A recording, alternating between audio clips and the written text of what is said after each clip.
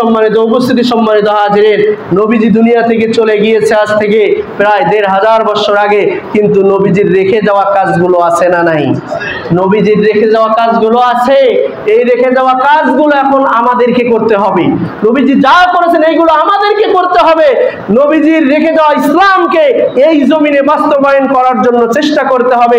আর যারা নবীজির রেখে যাওয়া ইসলামকে, নবীজির রেখে যাওয়া আদর্শকে এই জমিনে বাস্তবায়ন করার চেষ্টা করতেছে, তাদেরকে সমর্থন করে তাদের পাশে থাকতে হবে। জোরে বলেন ঠিক কিনা?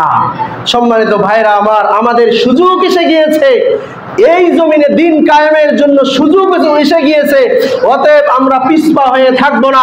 বিশ্ব নবীর রেখে যাওয়া ইসলামকে, বিশ্ব নবীর রক্তমাখা ইসলামকে যেন কোনোভাবে ধূলিসাৎ হয়ে বিলীন হয়ে না যায়, এই চেষ্টা করতে হবে। এই জমিনে আল্লাহর দিন কায়েম না হওয়া পর্যন্ত আমাদেরকে চেষ্টা চালিয়ে যেতে হবে। জোরে বলেন ঠিক কিনা? অবশ্যই মৃত্যু পর্যন্ত আমাদেরকে চেষ্টা চালাতে হবে। সম্মানিত ভাইরা আমার, আল্লাহ রাব্বুল আলামিন যেন এই জমিনে, এই ৫৬,০০০ বর্গ মাইলের এই দেশে যেন কোরআনের রাজ কায়েম হয়, এই চেষ্টা আমাদেরকে করতে হবে ইনশাআল্লাহ। এবং যারা কাজ করে যাচ্ছে তাদের সঙ্গে একাত্মতা প্রকাশ করে ঐক্যবদ্ধ হয়ে দিন কায়েমের জন্য আমাদের সকলকে কাজ করতে হবে। আল্লাহ রাব্বুল আলামিন আমাদেরকে কবুল করুক। জোরে বলেন আল্লাহুম্মা আমিন। এই ক্ষেত্রে আমাদেরকে কোনো মতানৈক্য সৃষ্টি করা যাবে না, কোনো মতানৈক্য সৃষ্টি করা যাবে না। আপনি ঢাকা যাবেন, উদ্দেশ্য আপনার ঢাকা যাওয়া, আপনি যাইতে পারেন, আপনি ১০০০ টাকা টিকিট কেটে আপনি এসি বাসে চড়ে আপনি ঢাকা যেতে পারেন, ঠিক কিনা? তারপরে আপনি বললেন আমার টাকা কম, আপনি ৫০০ টাকা দিয়ে টিকিট কেটে আপনি নন এসি বাসে যেতে পারেন, তাও তো ঢাকা যাবেন। তারপরে আপনার টাকা আরো কম, সমস্যা, আপনি ২০০ টাকা দিয়ে ওই যে পাথরের ট্রাক, বালুর ট্রাক, তারপরে বিভিন্ন কন্টেনারের যে গাড়িগুলো, এই গাড়িগুলোর উপরে উঠে, ট্রাকের উপরে আপনি ২০০ টাকা দিয়ে ওখানে চললেও আপনি ঢাকা যেতে পারবেন, ঠিক কিনা? আপনি যেভাবেই জানেন না কেন, আপনার উদ্দেশ্য যেহেতু ঢাকা যাওয়া, আপনি যে দলেই করেন না কেন, আপনি যে ইসলামী দলেই করেন না কেন, আপনার যদি উদ্দেশ্য হয় দিন কায়েমের, আপনার যদি উদ্দেশ্য হয় কোরআন প্রতিষ্ঠার, আপনার যদি উদ্দেশ্য হয় ইসলাম কায়েমের, তাহলে আপনি যে দলেই করেন না কেন, কোনো না কোনো ভাবেই আপনাকে দিন কায়েম করতেই হবে। জোরে বলেন ঠিক কিনা?